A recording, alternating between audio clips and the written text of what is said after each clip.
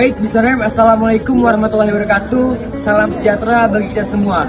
Nah, di sini kita akan bahas tentang pembangunan sumber daya manusia di Indonesia. Nah, materi berikutnya akan dijelaskan oleh teman saya. Baiklah, terima kasih kepada moderator. Di sini saya akan menjelaskan secara umum mengenai pembahasan pembangunan sumber daya manusia di Indonesia. Jadi kualitas sumber daya manusia SDM ini menjadi syarat mutlak untuk melaksanakan pembangunan. Meningkatkan kualitas SDM merupakan investasi manusia jangka panjang karena setiap orang menempuh jalur pendidikan tidak secara otomatis menjadikan dirinya berkualitas. Karena masih diperlukan proses dalam dunia kerjanya menuju ke jenjang yang lebih ahli atau berkualitas. Namun saat ini SDM di Indonesia masih belum memiliki kualitas yang dapat mendukung laju pertumbuhan ekonomi secara maksimal. Karena hal ini disebabkan oleh beberapa hal. Yang pertama, dari masalah pendidikan, kesejahteraan sosial, ketenaga kerjaan, dan lain sebagainya. Sekian dari saya kembalikan kepada moderator. Nah, tadi sudah dijelaskan oleh teman saya tentang pembangunan SDM. Salah satu pembangunan SDM ialah dengan meningkatkannya kualitas pendidikan. Inilah studi kasusnya. Baiklah, saya akan memberikan contoh studi kasus pembangunan SDM di Indonesia, khususnya di Papua, dalam sektor pendidikan. Kurangnya pendidikan di Papua terlihat pada data BPS di Papua pada tahun 2019 terdapat 90,36% masyarakat Papua pada usia 15-24 tahun, dan begitu juga terdapat 73,89% masyarakat Papua pada usia 25 tahun ke atas yang terkena buta huruf karena minimnya pendidikan yang ada di Papua. Melalui data yang diperoleh UNICEF menunjukkan bahwa 30% siswa Papua tidak menyelesaikan SD SMP mereka. Di pedalaman sektor, 50% siswa dan 73% siswa SMP memilih untuk putus sekolah. Nah, minimnya pendidikan di Papua dipengaruhi oleh kurangnya bangunan, sekolah, serta infrastruktur. Tingkat kesadaran pengetahuan masyarakat untuk memulai pendidikan yang rendah, minimnya kesadaran mengenai pentingnya pendidikan sehingga banyak anak-anak yang di bawah umur memilih untuk bekerja membantu orang tua ataupun menjadi pekerja-pekerja di tempat lain.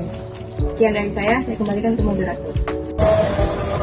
Nah, dari studi kasus tadi, kita bisa mengetahui apa saja permasalahan pembangunan SDM di sektor pendidikan.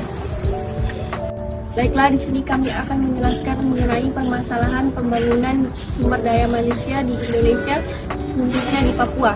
Yang pertama adalah kualitas pendidikan yang belum mampu menjawab tantangan dalam peningkatan produktivitas dan tenaga kerja. Seperti sekolah yang belum memadai, kurang tenaga pengajar, sehingga sekolah tidak terkelola dengan baik dan tidak terciptanya pendidikan yang berkualitas. Penjelasan mengenai permasalahan pembangunan SDM di Indonesia, khususnya Papua di sektor pendidikan yang kedua ialah minimnya kesadaran mengenai pentingnya pendidikan, yang mana banyak orang tua di Papua yang meminta anaknya putus sekolah dan membantu mereka bekerja. Sekian penjelasan mengenai permasalahan pembangunan di SDM di Indonesia, khususnya Papua di sektor pendidikan. Saya kembalikan kepada moderator. Nah, setelah mengetahui permasalahan tersebut, pendekatan apa sih yang cocok untuk menyelesaikan permasalahan pembangunan SDM di sektor pendidikan? Berikut. Baiklah, kami akan menjelaskan mengenai pendekatan apa yang paling cocok untuk mengatasi permasalahan dalam pembangunan SDM di sektor pendidikan di Indonesia, khususnya di Papua. Nah, pendekatan yang paling cocok untuk permasalahan pembangunan SDM di Indonesia, khususnya Papua, yaitu menggunakan pendekatan campuran. Hal ini dikarenakan apabila kita hanya menggunakan pendekatan sektoral saja, maka kita tidak akan bisa untuk menganalisa perkembangan wilayah serta perubahan kualitas SDM. Sedangkan jika kita hanya menggunakan pendekatan regional saja, maka kita hanya bisa mengetahui tentang wilayah tata ruang saja, tanpa mengetahui apa saja sektor-sektor yang harus dikembangkan dalam SDM. Maka dari itu, dengan adanya pendekatan campuran ini, bisa dilakukan pemerataan dalam pembangunan kualitas pembangunan SDM di sektor pendidikan, yaitu melalui pembangunan gedung serta ruang kelas yang layak yang digunakan untuk kegiatan belajar mengajar dan mengadakan pengadaan tenaga pengajar yang mana itu memiliki potensi dalam kegiatan belajar mengajar agar proses belajar mengajar ini tidak terhambat dikarenakan keterbatasan tenaga pengajar. Sedangkan melalui pendekatan regional dilakukan dengan meningkatkan pendidikan yang merata, untuk di mana kondisi geografis topografi wilayah Papua ini menjadi penghambat masyarakat untuk mengakses pendidikan dengan jalan yang terbatas serta transportasi yang terbatas, sehingga wilayah Papua ini bisa dilakukan dengan pemekaran guna untuk melakukan pemerataan pembangunan serta pendidikan sesuai dengan titik-titik pendidikan itu dibutuhkan. Sekian dari kami kembalikan ke moderator.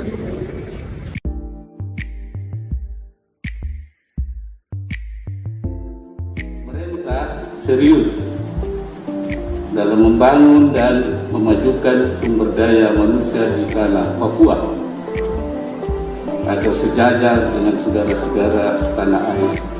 Ketenaga kerjaan, pemberdayaan UMKM, pencapaian SDGs dan infrastruktur.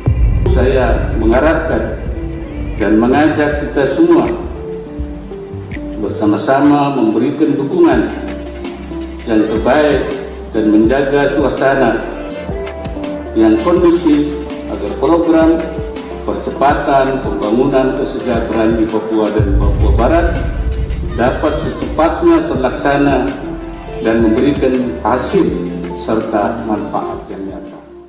Nah, mungkin hanya itu yang dapat kelompok kami sampaikan. Selebihnya, mohon maaf jika terjadi salah kata, karena kesempurnaan hanya milik Allah, kesalahan saya pribadi. Wabillahi taufiq wal hidayah. Wassalamualaikum warahmatullahi wabarakatuh. Jangan lupa like, comment, and subscribe.